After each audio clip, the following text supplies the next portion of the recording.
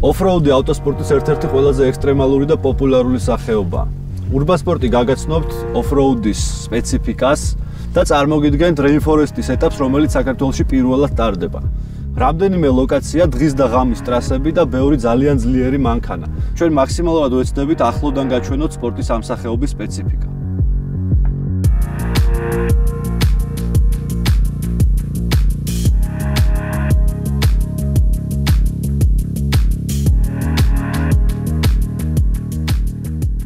მანქანების, ბუნების, ტექნიკისა და თავგადასავლების სიყვარული. ეს 4 რამ აერთიანებს ადამიანებს, რომლებიც აზარტულად და ავტომობილების დაუნანებლად ცდილობენ ბუნებრივი ბარიერების გადალახვას და წინააღმდეგობების დაძლევას. ქართული რელიეფიდან გამომდინარე, off-road საკმაოდ ბევრი მიმდევარი ჰყავს და მათი რიცხვი უფრო და უფრო იზრდება. დროთა განმავლობაში ჩნდებოდა შეგრძნება, რომ იმ ავტოტექნიკის შესაძლებლობები, რითაც ეს საზოგადოება სარგებლობდა, არ იყო საკმარისი იმ მიზნების განსახორციელებლად, რაც მათ აერთიანებდათ. ამიტომ დაიწყო ფიქრი ავტოტექნიკის გაუმჯობესებაზე სხვადასხვა საშუალებით. 2010 წელს კი სპორტის ამ სახეობის მიმდევრების რაოდენობისა და დაინტერესებიდან გამომდინარე, შეიქმნა საქართველოს off-road-ის ფედერაცია. ამის შემდეგ ადრენალინით მიღებული სიამოვნების მსურველები რეგულარულად მონაწილეობენ ექსტრემალურ შეჯიბრებში, რომელთა ხარისხიც თანდათან იხვეწება და უახლოვდება ევროსტანდარტებს როგორც ტურნირების ორგანიზების, ასევე უსაფრთხოების ნორმების დაცვის კუთხით. თანდათანობით off-road-ის ფედერაციას ამბიცია გაუჩნდა საქართველოში ჩაეტარებინა მასშტაბური ღონისძიება და ორგანიზება გაუკეთა Rainforest Challenge Global Series, რომლის ძირითადი ეტაპიც მალაიზიაში ყოველწლიურად ტარდება. ეს ფაქტიურად მსოფლიო ჩემპიონატია ტროფი რეიჯში, სადაც მსოფლიოს საუკეთესო ეკიპაჟები იღებენ მონაწილეობას.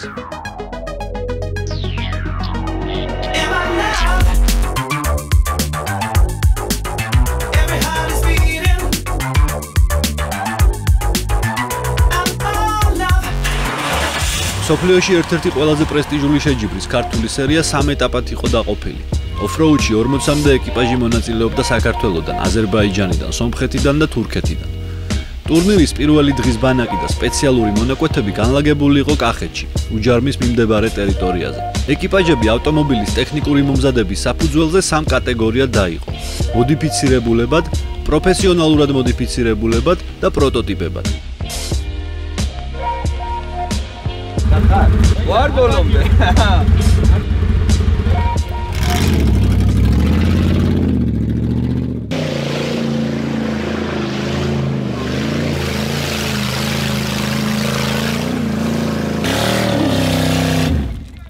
ბევრი ხეებია და მე აქ მაგარი გრუნტი ხდება, აქ რბილი და შეიძლება აქაც რბილი არის.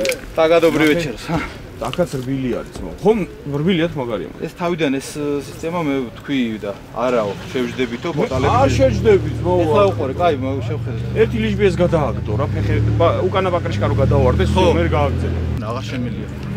ამის არის გემო გაუსინჯო ტალახს უკვე ყველაფერი გავაკეთე.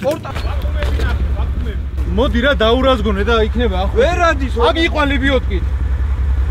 მიდი.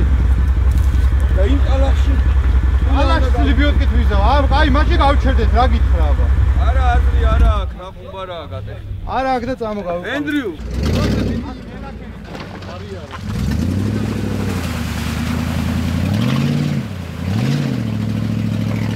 ეგრე იჯე. მიდი. მოდი მიშა. Salvo, Misha, magari. გაჭერამდე ყველაფერი კაი არის.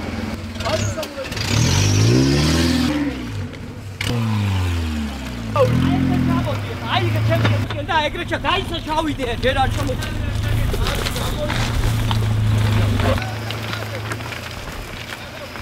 დაატრიალე. ნებისმიერი იოგა. გამოვში. ეგრე გაუში. მიდი გაკაჩე მანდვე გაკაჩე. Რაღაცა მურტალის მაგდა. აი ხო შენ რო დაგელო 2 წუთი და მე გაგეწყვიტა ამათ ხო აღარ დაგიწევი. როიცოდი რა ანუ ევაკუირების მიზნით იყო გაწყვეტილი და არ არის. ხომ არა ჩვენ ევაკუირება არ გვინდოდა. არ გინდოდა? ხო, ვიცი. იმიტომ მივდიოდით ნორმალურად. ხო და ის 10 ქულა ჯობია რომ დაგვეკარგა, მაგრამ დაგვეფინიშებინა, მაგრამ ჩაიშალა ხიდიც.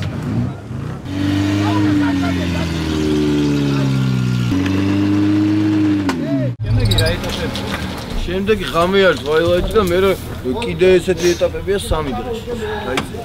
აიო, წინახედით რა უკ. წინახედი, ეხა რა უკ ავედით, ეხა და ვიყიდოთ წინახედი.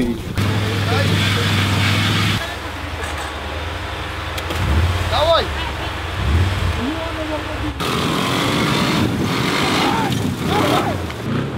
დაუშაკი.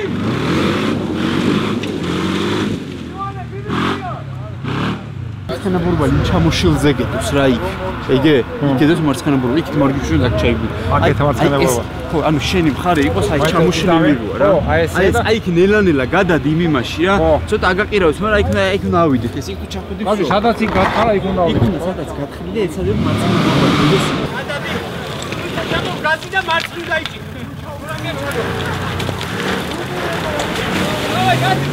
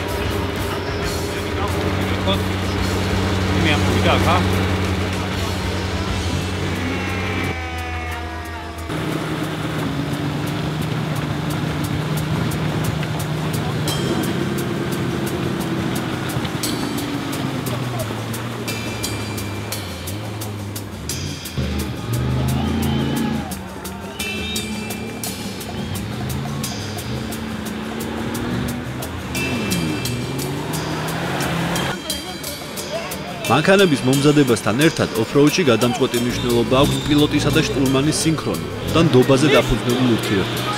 განსაკუთრებით აღსანიშნავია ქართველი შტურმანების ფასდაუდებელი შრომა, რომლებმაც შეჯიბრის განმავლობაში არანორმალური ფიზიკური მომზადება გამოავლინეს და მაქსიმუმი გააკეთეს თავისი ეკიპაჟების წარმატებისთვის.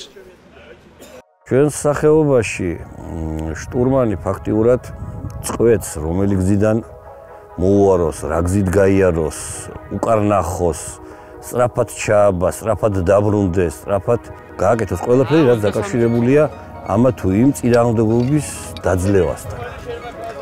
ამაზე დრო მიდის, ეს დრო კი ლიმიტირებულია, ვინც ადრე გააკეთებს ამ ყველაფერს შეჯიბრების დროს და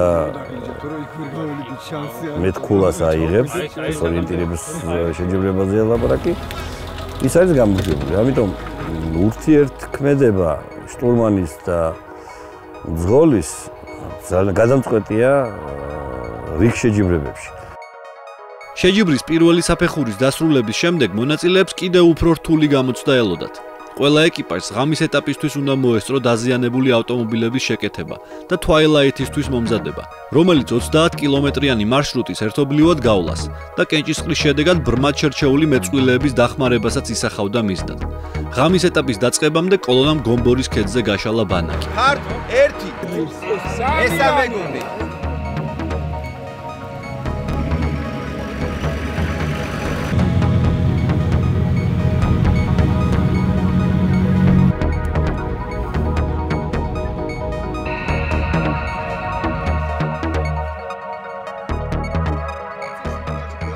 აიმედე მანქანას დარჩები პროსტა და ორ მანქანას მიიყოლე.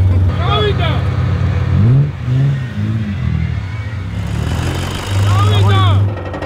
ავარ ბიჭებილა!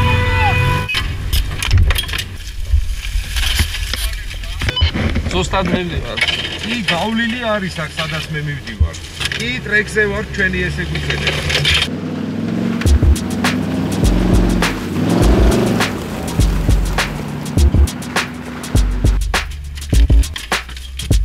აღმართია და დისტანციით ვიარო.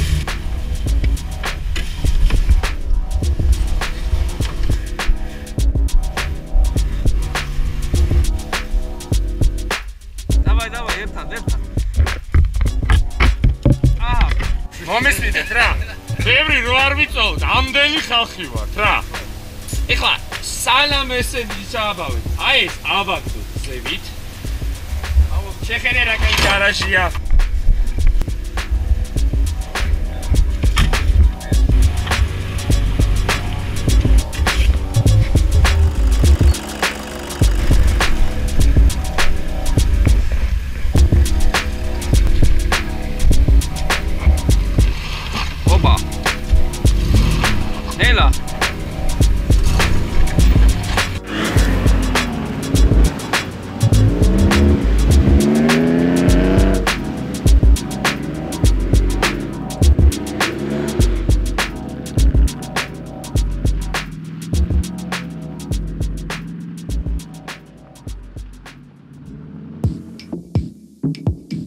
როგორც უკვე ვთქვით, ოფროუდის მიმართ საქართველოში ინტერესი უფრო და უფრო იზრდება. იმ ადამიანებს, რომლებსაც სპორტის ამსახეობაში სურთ თავისი შესაძლებლობების მოსინჯვა, რჩევებს გამოცდილი ოფროუდერი და ტექნიკური კომისარი შალვა ზამთარაძე აძლევს. დამწერლობის ის რეკომენდაცია ალბათ შემდეგი იქნება. ჯერ ეგეთი უნდა გადაწყვიტოს დამწერლმა ამ მანქანით რა სახეობაში უნდა გამოვიდეს. ალბათ ჯერ ამით უნდა დაიწყოს. იმიტომ რომ სახეობები ჩვენ რამდენიმე ნაირი გვაქვს და ამ სახეობებში გამოსვლას მანქანის სპეციფიურად მომზადება ჭირდება. ზოგ შემთხვევებში საჭირო არის დიდი საბურავები და მაღალი კლირენსი, რომ გაიარო ხის ჭრელების მიერ გაყვავილ გზაზე ტყეში. ჩვენ ოფროუდში ძალიან გაამართლა Suzuki Samurai. ან Suzuki Jimny, რომელიც ერთ და იგივე კლასის არის ფაქტიურად, რომელიც დამწყებისთვის საკმაოდ უკვე ხალხურად კარგად არის მომზადებული შეჯიბრებისთვის.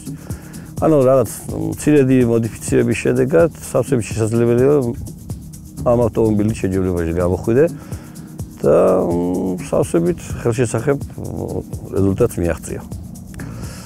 შემდეგი ცოტა უფრო მოზრდილი ავტომობილი, რომელიც შეიძლება გამოიყენოს ადამიანმა ოფროუდისთვის, ეს არის Mitsubishi Pajero, რომელიც ასევე კარგად არის წარმოდგენილი ჩვენ სახეობაში.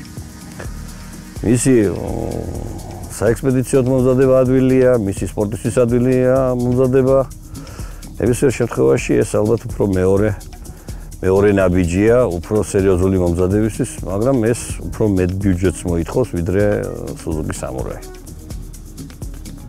ღამის Twilight-ს გადარჩენილმა მანქანებმა დილით გომბორის ქედიდან გეზით თბილისის სიახლოვეს, ჭილის ტბის მიმდებარე ტერიტორიისკენ აიღეს, სადაც დასკვნითი მესამე ეტაპი ჩატარდა.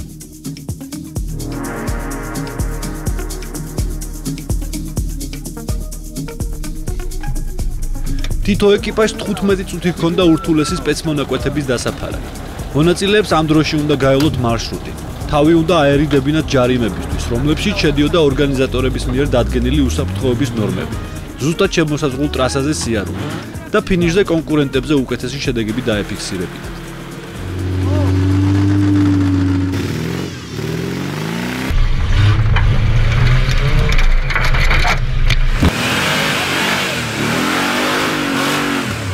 მიდი! კარგი!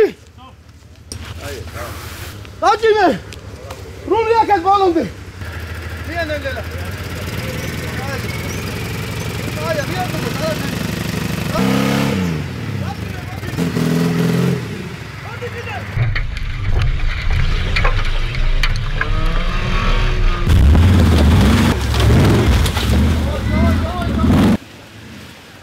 აი, მოდი, აქეთ აი.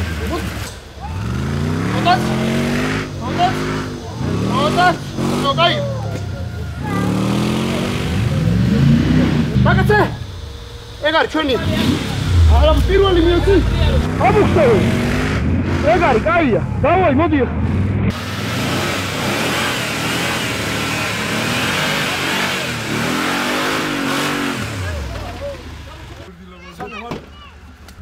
შევიკარი, ა?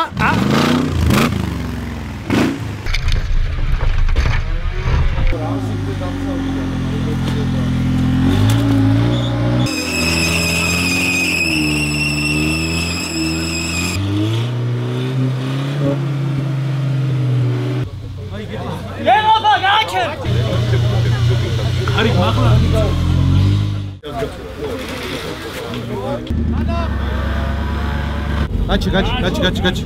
ბიჭო, რესორი ედევა პაგრიშკაზე და რო უწყვები, ხევს ეგრევე და გაგლიჯავ პაგრიშკაზე და რატომ მოიცადე?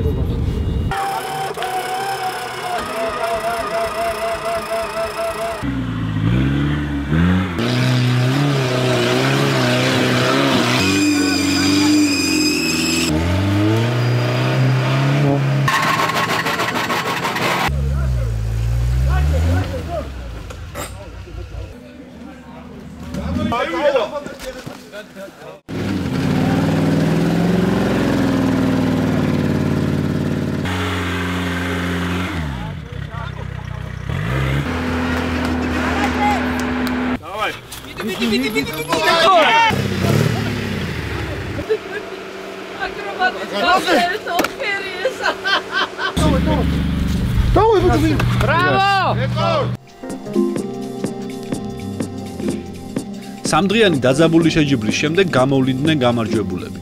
მოდიფიცირებულების კატეგორიაში არსენ კარაპეტიანის და მიშა კტოიანის ეკიპაჟმა გაიმარჯვა. პრომოდიფიცირებულებში პაატა ლიპარტელიანმა და ომარ ცინდელიანმა მოიგეს.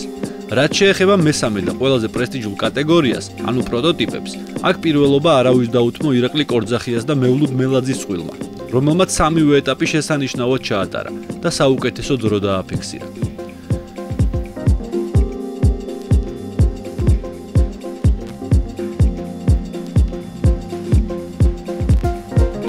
ძალიან საინტერესო შეჯიბრი, ასეთ მრავალფეროვანი შეჯიბრი არ ყოფილა, ყველანაირი ტიპის სირთულეები იყო, ღამე, დღის მეწმონაკვეთები. იყო კონკურენტული ბრძოლა, ძალიან მომზადებული მანქანებით გამოვიდნენ მონაწილეები. საკმაოდ თანაბარი ბრძოლა იყო და ისე მოხდა, რომ ჩვენ გავიმარჯვეთ და ძალიან მაუკლები და გახარებულები ვართ. და ჩვენ გამოდივართ შეჯიბრზე, მონაწილეობით ვიღებთ სიამოვნებას და ვცდილობთ, რომ მაქსიმალური ვაჩვენოთ, რაც შეგვიძლია. ადგილი მართალი გითხრათ მეორე ხარისხოვანია, თუმცა ძალიან სასიამოვნოა, როცა შედეგად ყველაზე კარგ დროს აჩვენებ და პირველ ადგილს მიიღებ. თუმცა პედესტალზე პოზიორობას, მედლებს და საჩუქრებს ოფროუდერებისთვის გადამწყვეტი მნიშვნელობა არ აქვს. მათთვის მთავარია გამართული მანქანა, მაქსიმალური ადრენალინი და რაც შეიძლება მეტი ბუნებრივი ბარიერი სრული სიამოვნების მისაღებად.